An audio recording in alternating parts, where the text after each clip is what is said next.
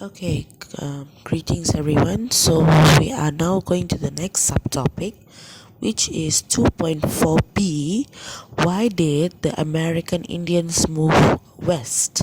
So you can find the subtopic in page 86 in your History in Progress book. Okay, page 86 up to page 90. Okay, page 90. All right, so who is this Black Seminoles? So we have already learned about who are the Seminoles in the previous subtopic. So we're going to continue from there, and we're going to see about the Black Seminoles. Okay, so as Black Seminoles, also known as black people. All right, so if you can see in Hollywood movies, okay, in Hollywood films where they are actually taking up the role of a cowboy, or they're taking up a role of an Indian, or even a maid, a slave.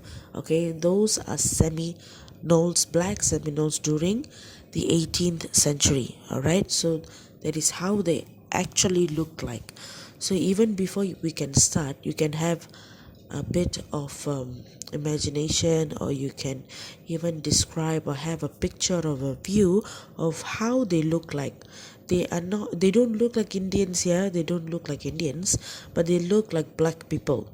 Okay, they are a little bit a mixture of black and Indian. Okay, so if you can see, there's two pictures over there.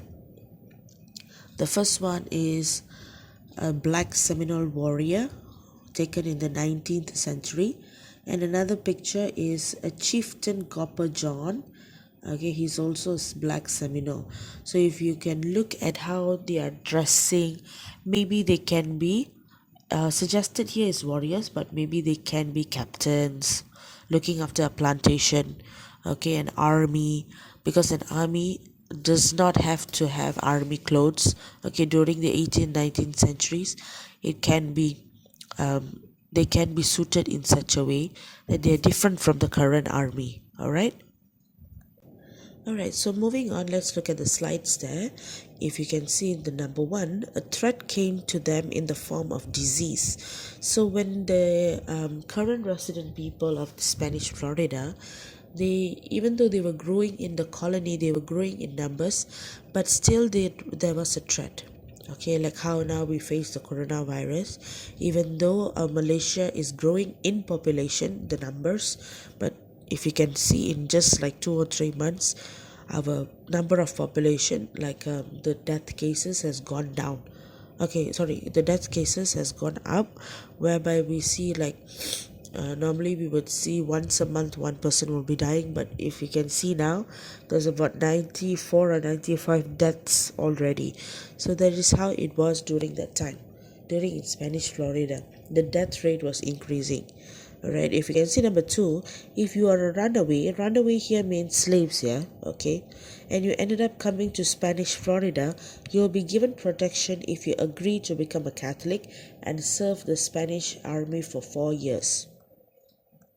So here what they're trying to say is, okay, imagine you're a Chinese, I'm an Indian, and we have become slaves, okay, in our own country for the past like 10 years. So, and you hear there's a part of in a place in China, or for myself there's a part in India where you can actually go there and live peacefully. Okay, you can actually go there and live peacefully. As slaves, you can actually stop being a slave and literally be a resident, a normal resident. Okay, you can work there, you can live peacefully, you don't have to be under someone. Okay, you don't have to be treated badly, being abused. Okay, so if you find that kind of place, when you go there, they will accept you. That is what the Spanish Florida people did. They accepted you, but with two reasons, with two clauses. The first one is you have to become a Catholic. Okay, you have to become a Catholic in terms of religion. You have to change your religion. That is one. And the second one is that you have to be in the army for 4 years. All right, okay, so you have to be in the army for 4 years. So that's the two clauses if you come to this particular place to live freely. So you look at number three. It was a period of slavery, and many slaves ran away to get shelter, protection, and freedom. That's how the Spanish people thought to take this opportunity to create a new set of armies for Spanish Florida. Because we already know in the beginning, the Spanish Florida people, they are actually attacked by disease, correct? So their numbers are going down. So by this way, if we can get people, okay, we can actually start improving our army numbers, and then we can have more people. So this opportunity or this clause has made Spanish Florida even grew in numbers. All right. Alright, so as soon as most of the slaves are already there, they have already started their life as a normal human being. Okay, we look at the second slide. In the second slide is written they're living like American Indians. So if you can see how is their lifestyle right now. Okay, at this moment we look at number one, runaways or slaves. Okay, they are no more slaves, but they are still labeled it because they are different, right? Okay, so these slaves, these ex-slaves, were attracted to the promise given by the Spanish Florida, whereby they were living in much peace as promised.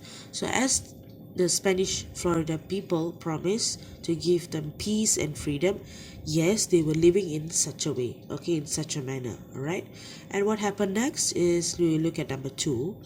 They began to build and settle like other Spanish Florida citizens. Okay, so like any other people who are already living there, they started to live like that. So they began building settlements and growing crops here. What they meant is they started to build their own homes, like how they have a culture. Okay, you're a Chinese, I'm an Indian.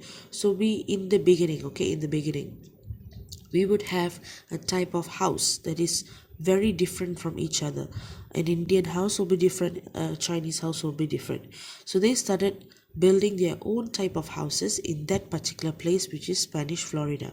And they started to build crops. Sorry, they started to grow crops. Okay, they started to grow crops.